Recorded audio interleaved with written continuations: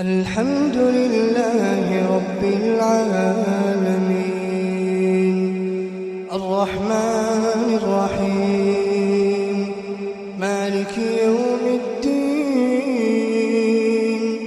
إياك نعبد وإياك نستعين اهدنا الصراط المستقيم صراط الذين أنعمت عليهم غير المغضوب عليهم ولا الضالين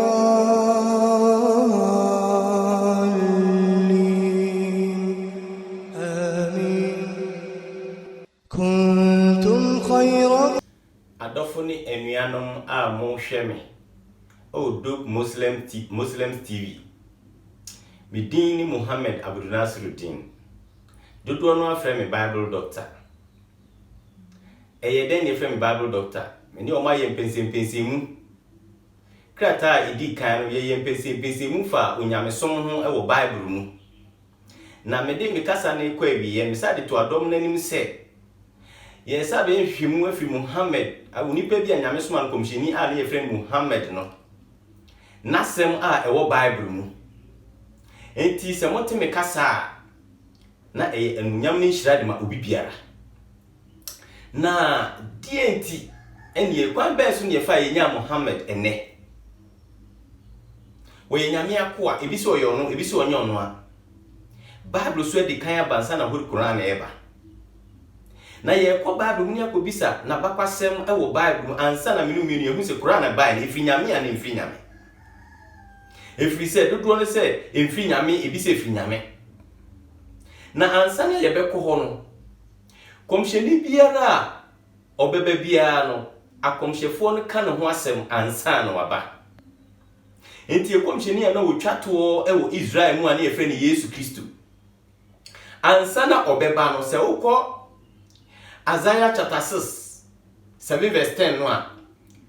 Emmanuel ho nsɛnkyerɛnne Nyankopɔn ne abɔnefo falasifo bi kasa no da na didi kyerɛ odifo bi ane yefrɛ ne Ahas. Enti ansa na Ahas be kasa wi a yebehu Yesu Kristo na esi aka ne ho nsɛm ato hɔ ansa na ɔyɛden ɔba na wɔba yɛ ne so ne kasa ne nana muntuo ma yehu sɛ ampa wɔyɛ komhyeni a otumfo Nyankopɔn ne soma no a menu mienu yagye ne di na wɔno so ba yɛ no akyira a wɔba bɛkɔ no yɛ ba bɛhwɛ kasa a wɔde to hɔ sɛ ɛfa komhyeni Muhammad sallallahu alaihi wasallam ne ho anaasɛ ɛyɛ onipa bi a yenim no na yehu no ni din an woka efi se na Yesu kasa okato ho no ebi se eye honhom ye ko mu no so ne kasa no kire yen se nia wo bedi na kini ye nipa enti si ye ba Bible mu a ye beba Yesu Kristo homa a wo kire e wo Matthew 21 verse 33 a Yesu Kristo anu nsem akuafo ho be na Nyankopɔn soma akuafo no ba Israelfo no ho a na wo mu kunkum osoma ne di kan osoma ne etosu mi no osoma ogidifo no anom so we do mu wie ni pasa na bobitro na ye dia na Nyankopɔn to asoba Matthew 41 hokɔ no a Nyankopɔn ka kyerɛm sɛ mesɛi akuafo no esan abensoma komhyefo ba no mu kunkum mu nti no mesɛi akuafo no pasa na magibobitro no akɔakɔma akuafo foforo a ɔmode emu aduaba ebeba ne bere na we na Yesu Kristo ka kyerɛ wɔm sɛ monkenkan kyerɛ nsɛm ne pɛn sɛ efifiti aseɛ no wo obu abantofo apo no ɛno na ɛbɛyɛ ɔdan no etwi asetiwo na we ɛna yɛ moama yɛbɛgye wɔ Nyankopɔn asɛm na firi mu nsɛm de akɔma ɔman foforo a ɔmode emu aduaba ɛbɛba ne bere enti ɔman foforo bɛn na ɔmode emu aduaba bɛba ne bere Sarah ne ka kyerɛ Abraham sɛ pamafona no ene ne ba no na nya ɔde hye ba ene afona ba ne bidi ade asɛm ne yɛ Abraham ya Nyankopɔn ka kyerɛ Abraham sɛ tienia Sarah eka no na Isaac mu na menu mehyira apam dodoɔ no na Ishmael die wɔyɛ waseni mehyira no me no ɔman kɛseɛ enti Yesu Kristo ka kyerɛ sɛ yɛbɛgye asɛm na firi mu Israel nsɛm de akɔma ɔman foforo a ɔmde emu aduaba bɛba ne bere Oman benya eti malam yebekɔ John chapter 16 verse 7. Ebra Yesu ba be ko no. Wo ka to ho ansa no ko. Wo se eye ma mo semeko. Na se manko a ochiginafo no o ma mo nchen. Na se meko a obeba. Obefa me die bi. Obe kire mo. Tenene ho, bone ho, efise me baaye no, mo anyimi ani. Na oba verse 11 no a me wo ensem pi a meka kire mo. Nanso muntimi nsuwa ne sisi.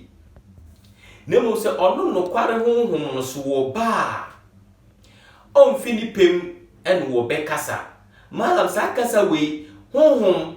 onfini pem wo bekasa honhom na no tua he. Na chese Yesu ni ye kanipa ho asem. Nia obeti no ewo agya ne nchen no. Na chese owo aso. Eno na obekire ye. Na chese owani. Enti ensem wana Yesu Kristo ka kire o ka dia fa odipa ho. Efiri se Obed Joel chapter 2 verse 28 na Joel le share enframa ho nkom a enframa de oninsa oninai oni asonia no. Enti san frama no nkom hye ko pie wo ewo Pentecost bre a enye Yesu Kristo bre so. Enti Yesu Kristo de yehunu se ensem a wo ka no na woni ye ka onipa ho asem a wono ofiri ho akono nachi se Yesu ye de honkroko na nyensen no na se wono baaye no oyo onipa no waba benante ewo honkrokun am yehunu se nyame na asoma ne dia ene na Yesu Kristo ka kire me no mie so ono so okono honkrokun bi beba na se wo baa wono so be appear ti se onipa m ti se ne wono baaye a yehunu no e se Yesu baaye no nyenipa ka yehunu ye nyinini na se wo baa onfini pem en wo bekasa nemom ni obeti wo agya ne nchen no eno na obekire na chese Yesu amana da di pefe ya me ehunu se onipa ho asem na Yesu Kristo den oka enti sa onipa no Yesu kasa no na sa bre na nipa ne mai enti ko yi kire Yohani ewo Revelation chapter 19 verse 10 enti ye ko Revelation chapter 19 verse 10 na yakobisa nia asi ewo ho a Yohani ekiroto ho Nyankopon so se akomhyefo bi a obesuma akomhyeni bi aba osuma obofo ye de edini kan na bofo no beto sa akomhyeni no woye na dwene se obekoto komhyeni no na komhyeni ni ka kire se owura akoa koto Onyankopon na ediye honhom no a ekuta wunuanum Yesu Kristo no no ebia na wahunu enti koto Onyankopon kamia ise nipa we ono onye Yesu esadudu no a se Yesu ni na asem no ana Yesu si ye beje asem na firi mu nsem e dia koma oman from di mu aduaba beba ne birim ye ko Revelation no so no yakwa ko hu sa okomhyeni no a Yesu Kristo kan no ho asem eyi kire Yohane ni atworo de ato yekom no oyunipa onya bofo enti bofo no koto no ka chenso owura akwa enyo saa me ye ediye honhom na kita wunuanum Yesu Kristo no bia na wamiti koto Onyankopon sa kasa we na Yesu Kristo kan no Matthew chapter 4 verse 8 wa bra bonsa be fa no ko reporting team so na chese komhyeni bia na wo beba bia no onkase yensom bosom onkase yensum nipa bi nemom yenkoto nsori otumfu Onyankopon ba akopɛ no enti komhyeni we akase ya kire ye dia ende ne bebisa ya adwene se enye Yesu a ana ne soso a enye Peter a Yesu di ekirija no na yehwa a eye onipa ben se nipa nsusu ba no okasaye ama jiwfo hu se ampa wo yonipa wa bekasa me no mienu Yesu se wo yonipa ben ye ba verse 11 no a wo se hwe ponko fitaa bi ni na ne otene so no ye frɛ no ɔse ade a ɔyɔ wono die nani abrese jaframa wotu sa gidie so ye beka si holy war en woko na wahye atadie yu ti se ne edi abomojam wafonfam lewali abotire ewo ni ti na nani abre ti se jaframa ya kiro ni din a obi nim na ni din de Onyankopon asem enti se Arab ni ka se bo edin Muhammad ya eba ye twi kasa ni mu a eno ne Onyankopon asem na no na Yesu Kristo ka kire om say ye begye asem na firi mu nsem dia koma oman foforo ndi emu aduaba beba ni brem sabra na Yesu Kristo so ayese oya asem no no kro no na e kasa no etimi bisa etiefo a mo hwe me etiefo a mo tie me se Yesu ka kasa we ya ye behwe mu no enye Yesu a Yesu ya je asem se Yesu nko ane asem no na asem ben na Yesu Kristo ka se ye je fi Israel fo nsem dia koma oman foforo na tere se Nyankopon ka se wonam asem no so na ye ade nyina asem no so no nambo Adam asem no so no bo wiase asem no so no bo akomhyefo asem no so no bo Yesu asem kro no aso no wonam so e de bo Muhammad sallallahu alaihi wasallam a enaminu mienu ya beti ne nsem e wo Bible mu na anso ha Paul beda enuma bi edi de kire ye se be ma ye hunu se ampa onipa no waba se oba Galatians chapter 4 verse 21 Paul si mo amopese mo hyemra se mo kan kire me na ya kiro se Abraham mo baba ni mienu baako ye afnaba baako ye odehyieba na sankola mienu ye mfanto efise om ye apamienu menuanom se ya apamienu dia Bible wedi kan aba me no ye ni fi edi ya ba be hu se ehuma bi so ye friend Quran aba be ka ho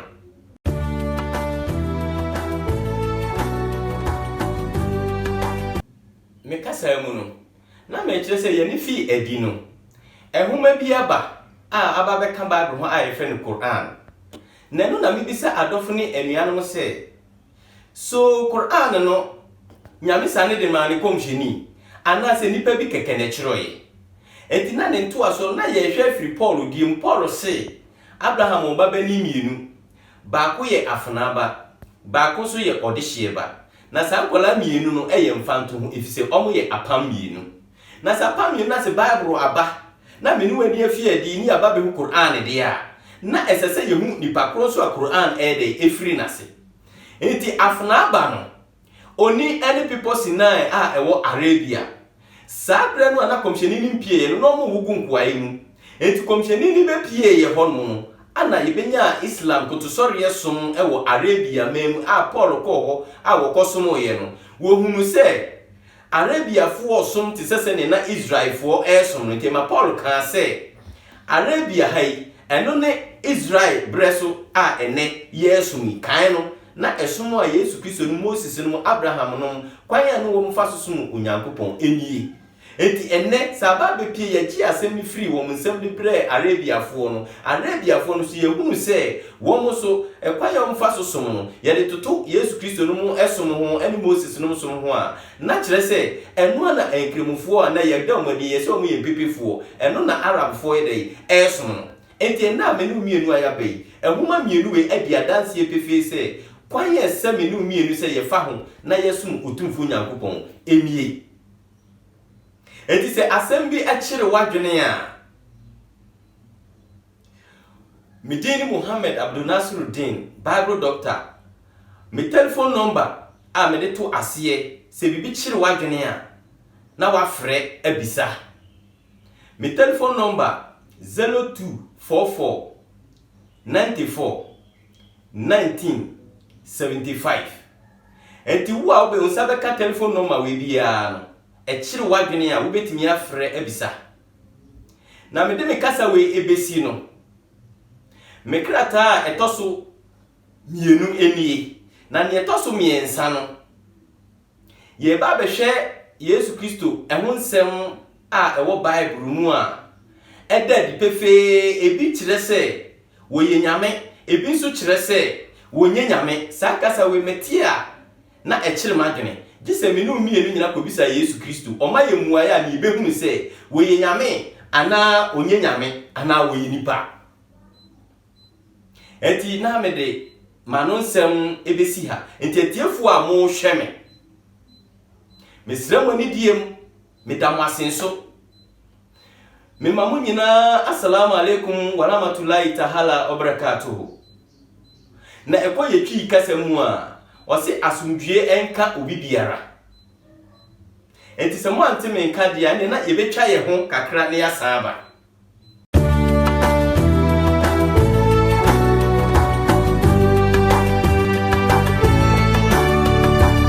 Assalamu alaikum lovely people. Muslims tea, broke Muslims tea. Everything you want her to do, she can do it. We don't force her into marriage, especially.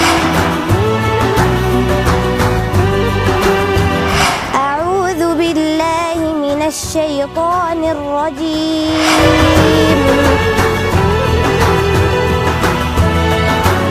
أنت نور الله فجرا جئت بعد. Adofono a mo hweme.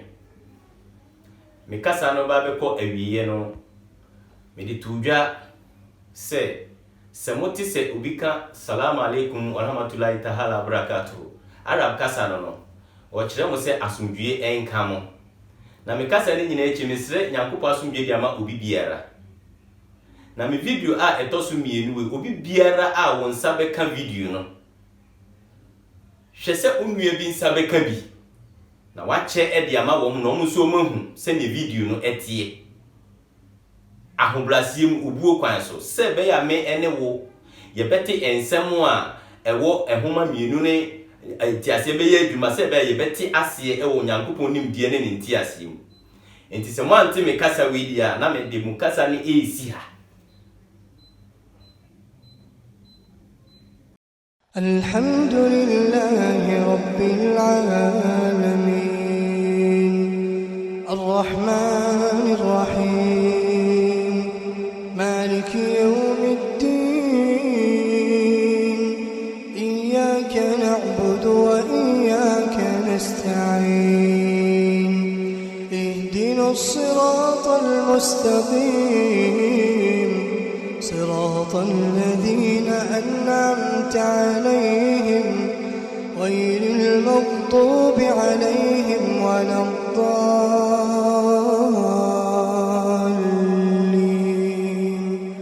آمين. كنتم خير أمة أخرجت للناس تأمرون بالمعروف وتنهون عن المنكر